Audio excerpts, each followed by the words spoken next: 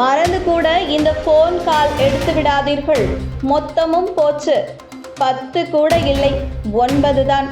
உலகத்தில் அசுர வேகத்தில் தொழில்நுட்பமானது வளர்ச்சி கண்டு வருகிறது.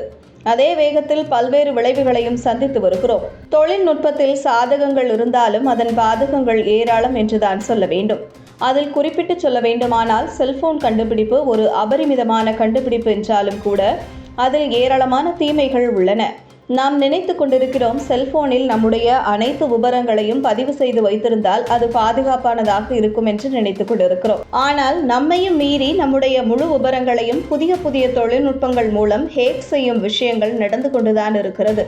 இதனால் தான் சைபர் கிரைம் உள்ளிட்ட பல நுண்ணறிவு பிரிவு அதிகாரிகள் நம்முடைய அனைத்து விவரங்களையும் யாருடனும் பகிர்ந்து கொள்ளக்கூடாது என்றும் நம் செல்போனுக்கு வரும் குறுஞ்செய்திகளில் இருக்கும் லிங்குகளை கிளிக் செய்து தேவையில்லாத பிரச்சனைகளில் மாட்டிக்கொள்ள வேண்டாம் என்றும் அறிவுறுத்துகின்றனர்.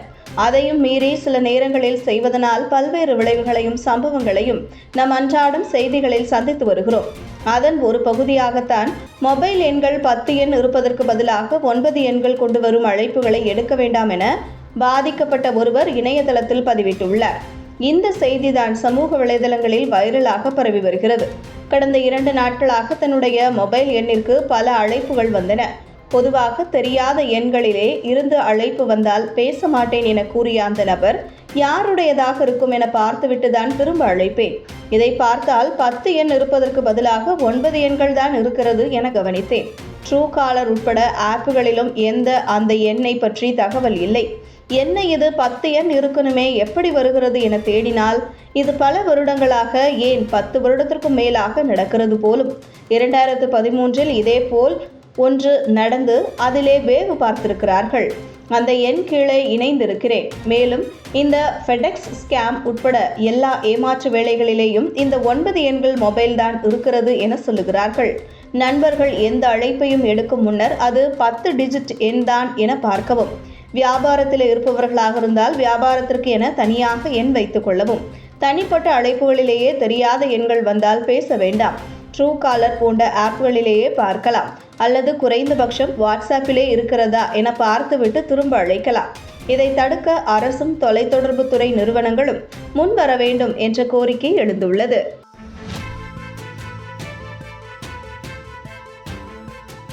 இன்னைக்கு இந்த கட்ட காலத்தில் இந்த வோல்டேஜ் ப்ராப்ளம்னால இந்த மக்களுங்க ரொம்ப பாதிக்கிறாங்க.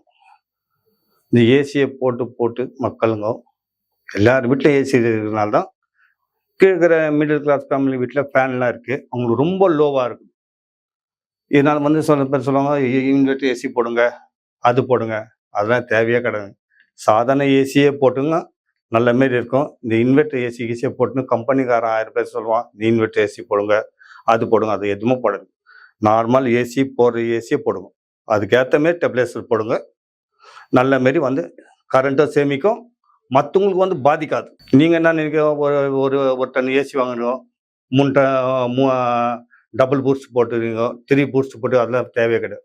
சிங்கிள் ஏசி ஒரு டன் ஏசி வாங்கினா சிங்கிள் பூஸ்ட் போட்டாலே அதுவே நல்லா சேமிக்கும். அதே சாதா ஏசி போடுங்க. அதுவே ஒரு ஃப்ரிட்ஜி வச்சுக்கிறீங்க, ஒரு டெம்ப்ரேச்சர் போடுங்க, அருமையாக இருக்கும். நம்ம லைஃப்பும் நல்லாயிருக்கும். அங்கே பக்கத்து வீடுக்கும் நல்லா கரண்ட் வசதியாக கிடைக்கும், அவங்களும் நல்ல மாரி இருப்பாங்க. இப்போ நம்மளுக்கே நம்ம கரண்ட் போனோம்னா இந்த ஏசி டபுள் பூஸ்ட்டு சிங்கிள் பூஸ்ட்லாம் போடுறது. சாதா ஏசி வாங்கிங்க, ஒரு வீட்டில் ஒரு பூஸ்ட்டை போடுங்க, ஒரு ஃப்ரிட்ஜுக்கு வாங்க, ஒரு டெம்ப்ரேச்சர் போடுங்க, அருமையான கரண்ட் சேமிக்கும். இப்போ இருக்கிற வோல்டேஜ் ப்ராப்ளம் ரொம்ப இருக்குது. இல்லை அக்கத்து பக்கத்து வீட்டு கூட ஃபேன் வச்சுக்கிறாங்க, அவங்க வீட்டில் ரோவாக ஓடும். இப்போ நீங்கள் 2 ஏசி போடனாலும்னாவது பக்கத்து வீட்டுக்கு அப்படியே டல்லாகி போகுது, அவங்களும் பாதிக்கிறாங்க. அதனால் நீங்கள் கொஞ்சம் ஜாக்கிரதையாக ஒரு டன் ஏசி போடுங்க, நல்லா கரண்ட்டை பர்ஃபெக்டாக நீங்கள் ஓட்டுங்க.